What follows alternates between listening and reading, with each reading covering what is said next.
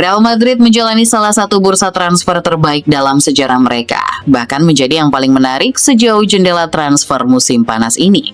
Setelah melewati 2 musim tanpa meraih satupun gelar, untuk pertama kalinya dalam sejarah tidak memiliki pemain yang dipanggil timnas Spanyol ke Piala Dunia, serta dihantam krisis yang belum pernah mereka alami sebelumnya, Los Blancos akhirnya menyadari bahwa perubahan besar sudah tidak bisa lagi ditunda. Presiden Florentino Perez pun telah memberi isyarat bahwa musim 2026-27 akan menjadi awal dari era yang berbeda dan sejauh ini janji tersebut mulai terbukti. Berbeda dengan 2 musim terakhir di bawah Carlo Ancelotti maupun Xabi Alonso yang tidak mendapatkan rekrutan dengan dampak signifikan, kali ini Real Madrid bergerak jauh lebih agresif. Situasi semakin memaksa mereka berbenah setelah badai cedera di lini belakang membuat Federico Valverde dan Eduardo Camavinga beberapa kali harus dimainkan di luar posisi aslinya. Di saat yang sama, Real Madrid juga harus menerima kenyataan pahit setelah kalah 6 dari 7 El Clasico terakhir dan berkali-kali dipermalukan Barcelona.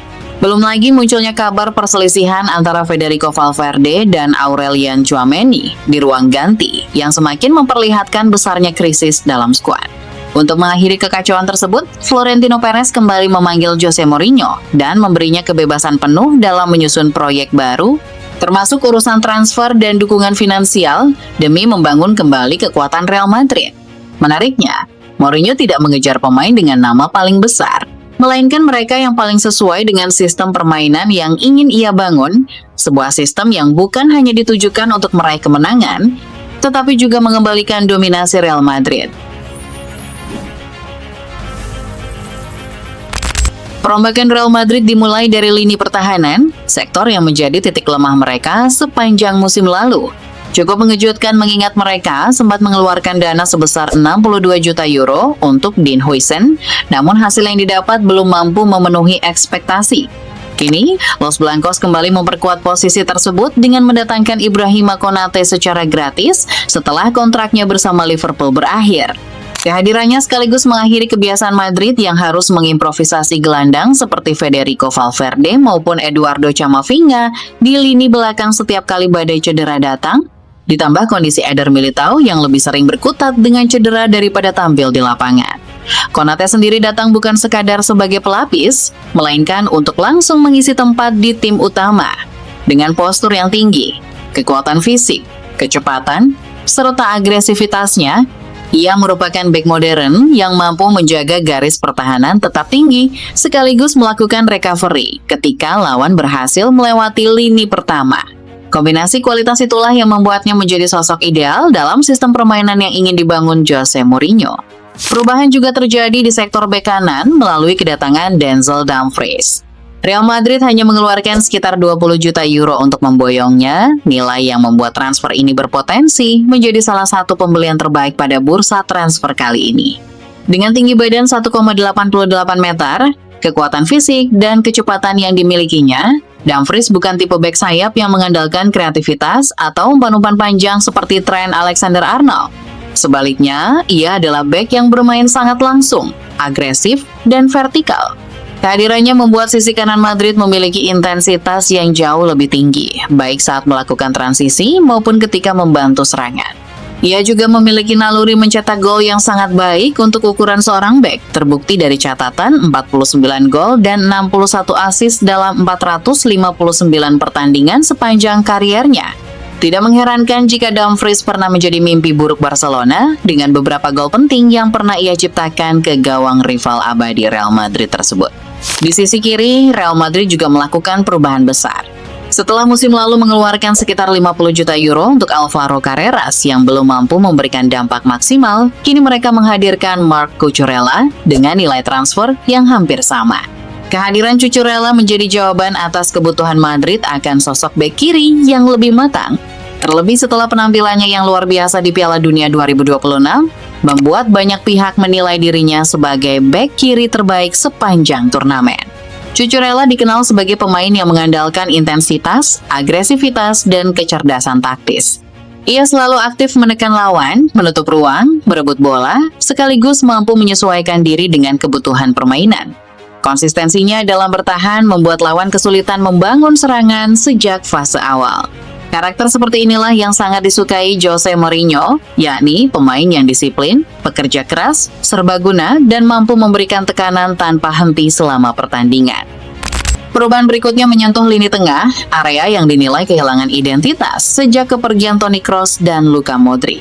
Sejak saat itu, Real Madrid tidak lagi memiliki kontrol permainan dan kemampuan memecah lini pertahanan lawan seperti sebelumnya. Eduardo Camavinga mengalami penurunan performa, Aurelien Tchouameni tampil kurang konsisten, sementara Federico Valverde belum sepenuhnya kembali ke performa terbaiknya.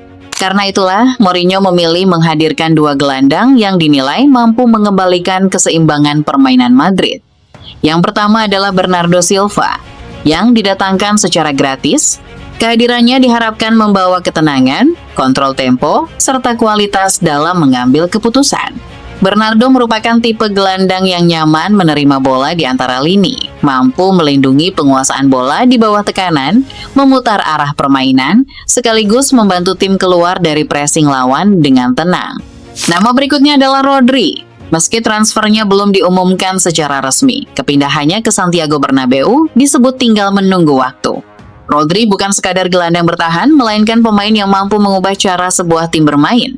Ia menjadi poros utama dalam membangun serangan dengan menerima bola dari bek tengah, mengatur sirkulasi permainan, melindungi lini pertahanan, mengendalikan tekanan lawan, serta menentukan kapan tim harus mempercepat maupun memperlambat tempo pertandingan.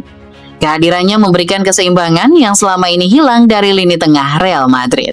Jika masih ada yang meragukan kondisinya setelah cedera panjang, Rodri telah menjawab semuanya di Piala Dunia 2026.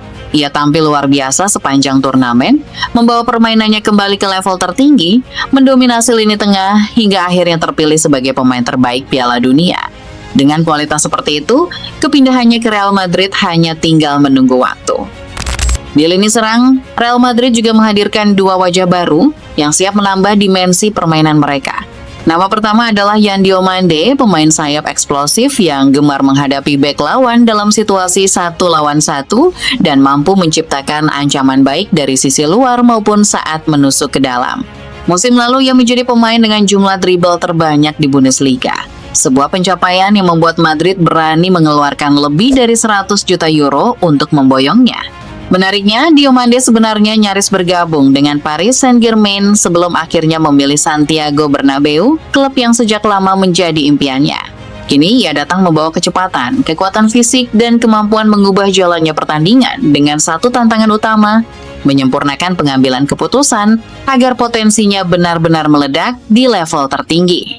Nama berikutnya adalah Carlos Espi. Berbeda dengan penyerang lain di skuad Madrid, Espi merupakan striker klasik bertubuh tinggi dengan kekuatan fisik, etos kerja luar biasa, serta naluri mencetak gol yang tajam.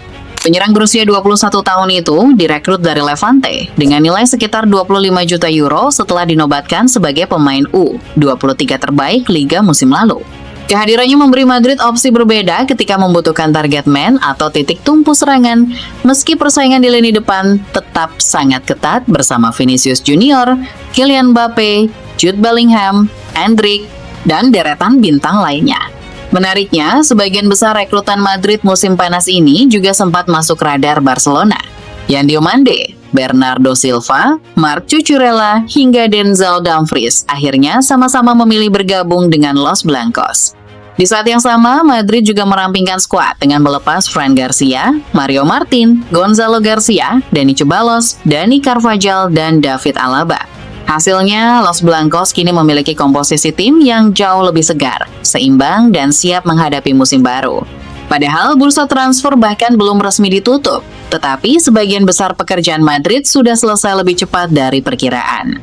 Kini, sorotan beralih kepada Jose Mourinho. Membangun skuad bertabur bintang hanyalah langkah pertama, sementara tantangan sesungguhnya adalah menyatukan begitu banyak karakter besar di dalam satu ruang ganti. Benturan ego pernah terjadi antara Mbappe dan Cucurella, Rodri dengan Bernardo Silva, hingga perselisihan Rodri dan Vinicius Junior setelah Ballon d'Or. Semua dinamika itu kini menjadi ujian pertama Mourinho. Mempercayakan proyek besar ini kepada The Special One. Bukan sekadar mengumpulkan pemain hebat, tetapi membangun tim yang lebih terorganisasi, lebih agresif, dan kembali mendominasi Eropa. Dengan dukungan penuh dari Florentino Perez dan skuad yang kini jauh lebih komplit, Los Blancos mengirimkan satu pesan yang sangat jelas kepada seluruh rivalnya.